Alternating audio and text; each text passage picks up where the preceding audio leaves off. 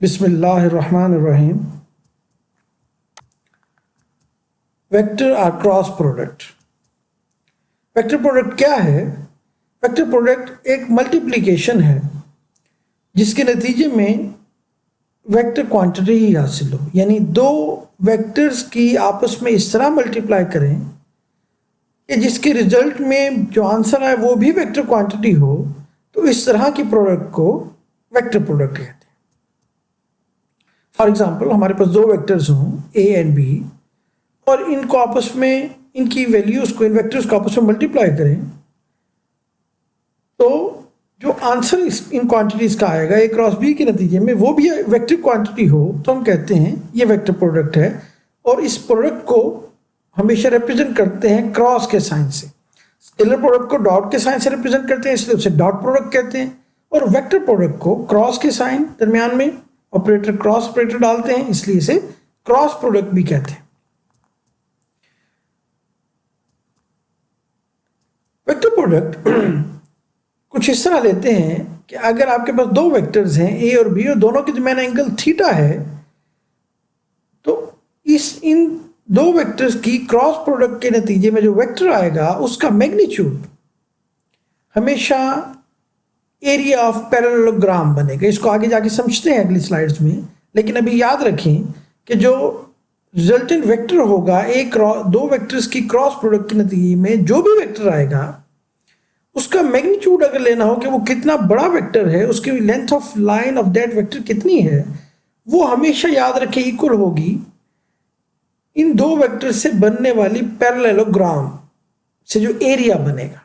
वो क्यों होगी अगली स्लाइड में समझते हैं, लेकिन अभी फिलहाल याद करें कि रिजल्टेंट वेक्टर का जो मैग्नीट्यूड होगा वो मैग्नीट्यूड का जो वैल्यू होगी वो हमेशा एरिया की वैल्यू के बराबर होगी।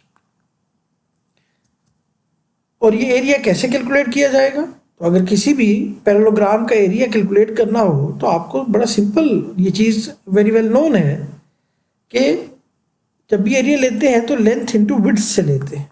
फॉर एग्जाम्पल, ये मेरे पास जो पैरेललोग्राम है, इस पैरेललोग्राम का अगर एरिया कैलकुलेट करना हो तो वो A B sine of theta होगा।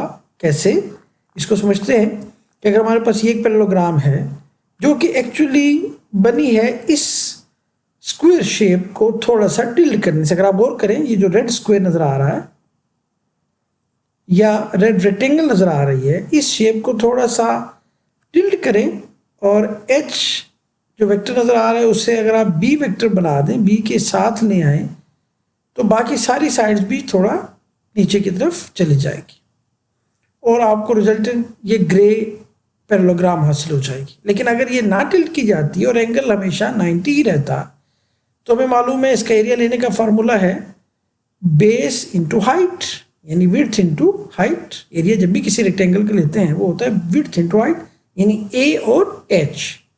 लेकिन अब गौर करें, जैसे जैसे इसका एंगल कम होता जा रहा है, हाइट ऑफ द पैरेललोग्राम भी कम होती जा रही है, जो इस फार्मूले से ले सकते हैं बी साइन ऑफ थीटा, क्योंकि ये बी का साइन कंपोनेंट है।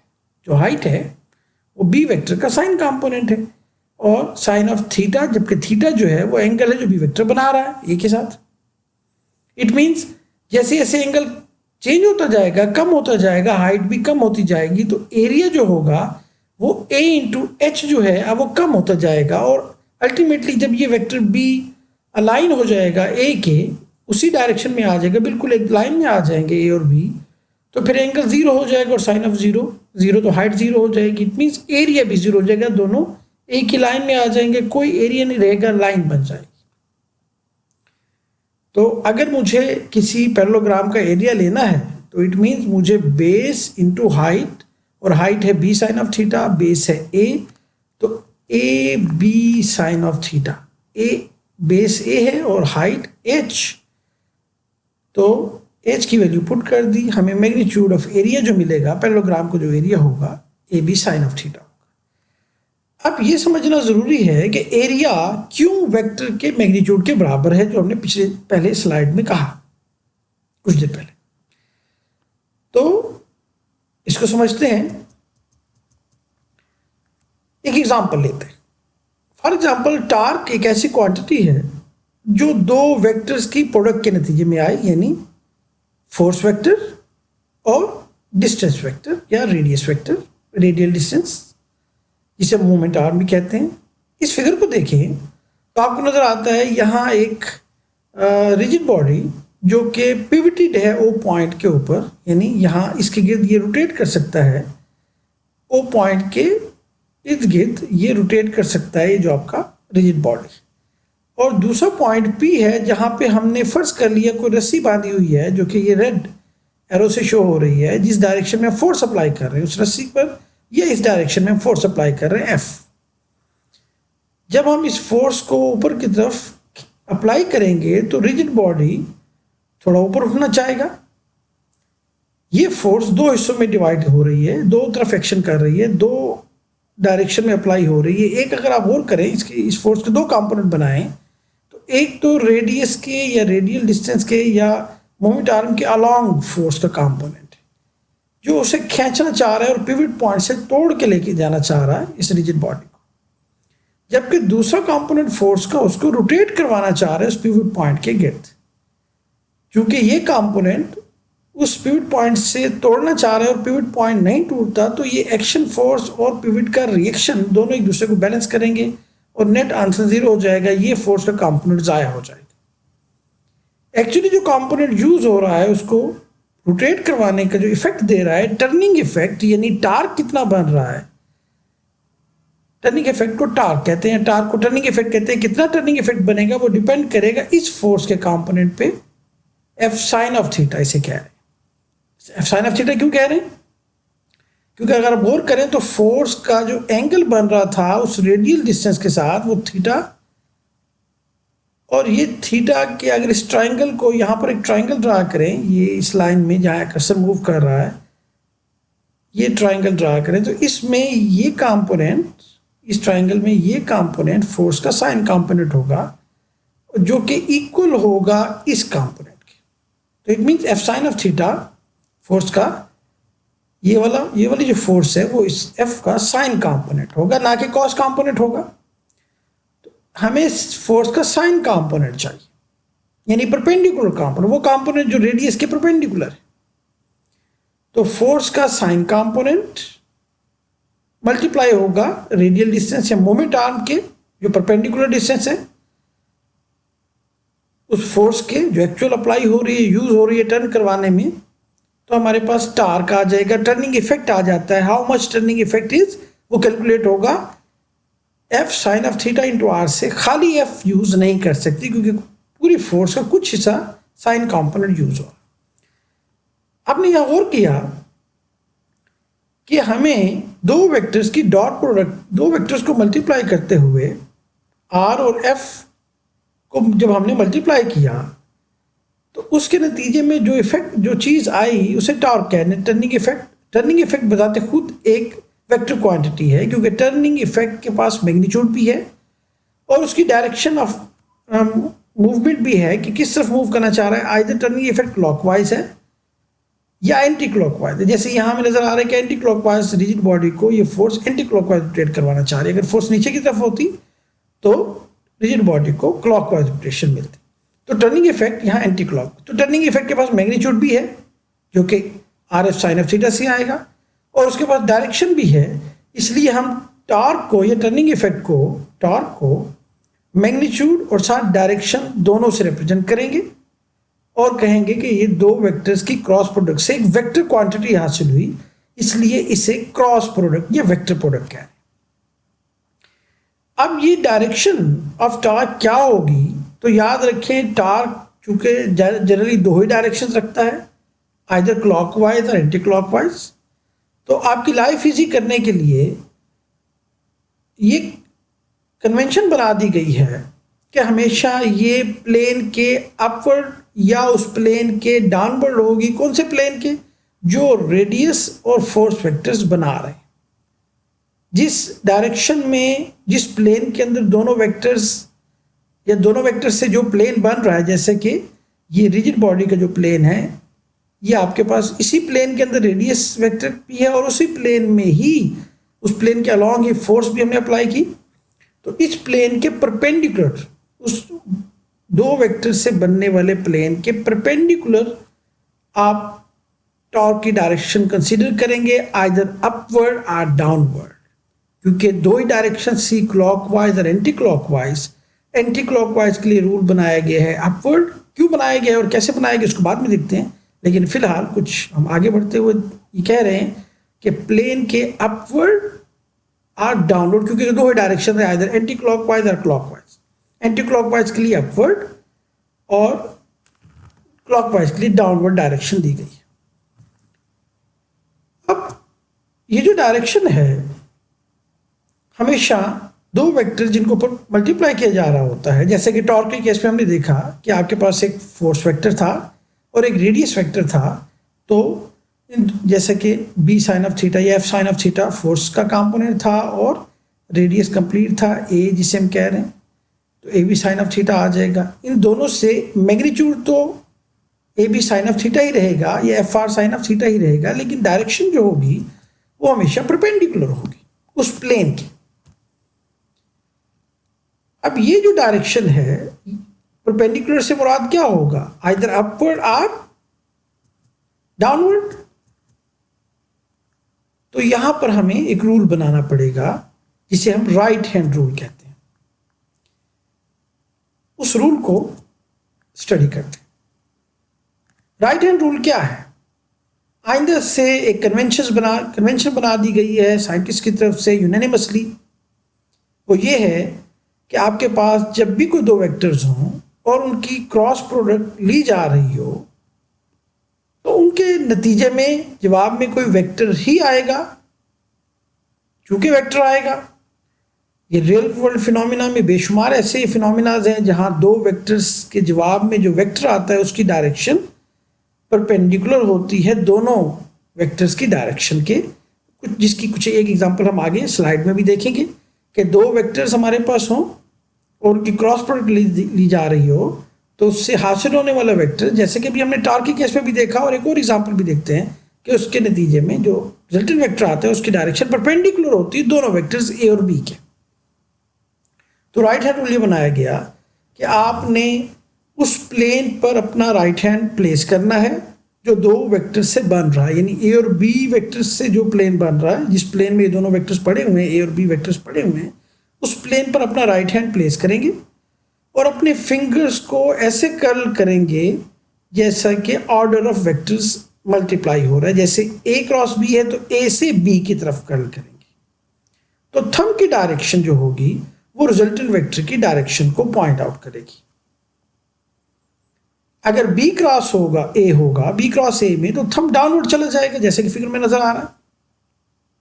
यहां अपवर्ड है क्योंकि ए क्रॉस बी, तो थंब आपको अपवर्ड है क्योंकि हमने फिंगर्स को ए से बी की तरफ रोटेट किया, तो आपके पास अपवर्ड डायरेक्शन में रिजल्टेंट वेक्टर आएगा। और अगर ये बी क्रॉस ए होगा तो वही डायरेक्शन आपकी डाउनवर्ड हो जाएगी, बजाय अपवर्ड होने के वो डाउनवर्ड हो जाएगी। The order of vector multiplication is very important. ये आपने ज़हन में रखना है कि ए क्रॉस बी में जो जवाब आता है वो हमेशा बी क्रॉस ए से के नतीजे में जवाब जो रिजल्टेंट वेक्टर आता है उसकी डायरेक्शन हमेशा अपोजिट होती है टू ए क्रॉस बी। इसको दोबारा ब्रीफली जल्दी से देख लेते हैं कि अगर आपके पास दो वेक्टर्स हों ए और बी और उन दोनों की क्रॉस प्रोडक्ट ली जा रही हो, तो उसका जो मैग्नीट्यूड होगा वो तो आएगा A B sine of theta, और लेकिन जो उसकी डायरेक्शन होगी वो उस प्लेन के परपेंडिकुलर होगी। जो रिजल्टेंट वेक्टर होगा उसकी डायरेक्शन उस प्लेन के परपेंडिकुलर होगी जिस प्लेन में दोनों वेक्टर्स पड़े हुए हैं ए और बी। और कैसे लेंगे, वो राइट हैंड रूल से लेंगे, और मैग्नीट्यूड जो होगा वो एरिया ऑफ पैरेललोग्राम से आएगा, जो कि पैरेललोग्राम ए और बी से बन रही होगी। सो वेक्टर प्रोडक्ट क्या है, इसे हमने समझा कि वेक्टर प्रोडक्ट ऐसी प्रोडक्ट है जिसमें रिजल्ट में हमेशा एक वेक्टर क्वांटिटी आती है और उसका magnitude A B sine of theta से आता है कि एक वेक्टर का कंप्लीट मैग्नीट्यूड लेते हैं और दूसरे का साइन कंपोनेंट लेते हैं, जैसा कि टॉर्क के केस में हमने डिस्कस किया। और the vector product of two or more two parallel और anti parallel vector is always zero, क्योंकि उनके दरमियान एंगल जीरो होगा। जब दो पैरेलल वेक्टर्स होंगे तो साइन ऑफ जीरो जीरो हो जाएगा। एग्जाम्पल पे हमने टॉर्क की एग्जाम्पल तो पहले डिस्कस कर ली। एक और एग्जांपल है कि जब भी चार्ज पार्टिकल मूव कर रहा होता है किसी मैग्नेटिक फील्ड के अंदर,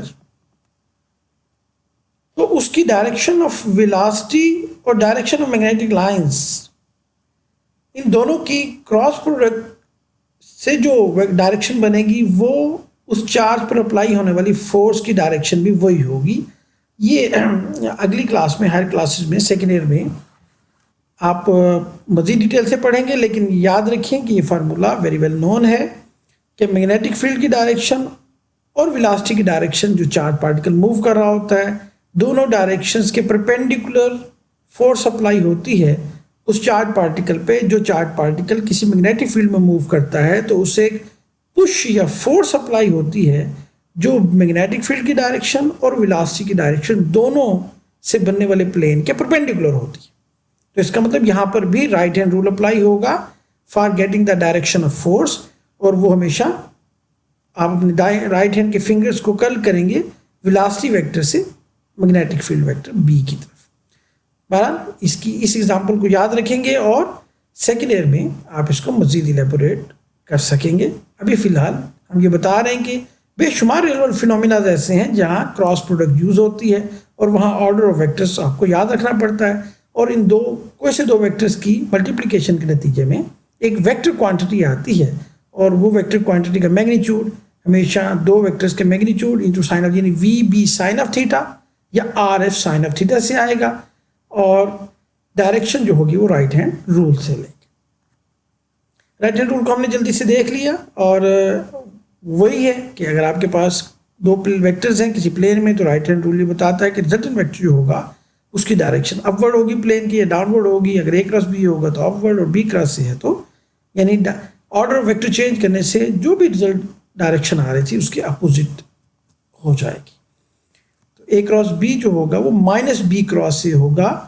ए क्रॉस बी और बी क्रॉस से दोनों अपोजिट वेक्टर, ये भी एक वेक्टर है, इसका नाम फर्ज कर लेते हैं ये सी वेक्टर है। ए क्रॉस बी से जो वेक्टर आएगा उसको अगर सी वेक्टर कहें तो बी क्रॉस ए से जो वेक्टर आएगा वो भी सी होगा, लेकिन नेगेटिव साइन के साथ, मीन्स अपोजिट टू सी होगा। अगर ये सी वेक्टर अपवर्ड होगा तो ये डाउनवर्ड वेक्टर होगा, बट मैग्नीट्यूड सेम होगा, सिर्फ डायरेक्शन चेंज होगी। और याद रखें अगर दो सिमिलर वेक्टर हैं, जैसे थोड़ी देर पहले कहा आई क्रॉस आई या जे क्रॉस जे और के क्रॉस के, तो दोनों के दरमियान चूंकि डायरेक्शन सेम है, यूनिट वेक्टर्स के दरमियान एंगल जीरो होगा, इसलिए साइन ऑफ जीरो जीरो, तो इनकी क्रॉस प्रोडक्ट भी जीरो हो जाएगी। दो सिमिलर यूनिट वेक्टर्स की क्रॉस प्रोडक्ट जीरो होती है, जैसा कि हम बता चुके।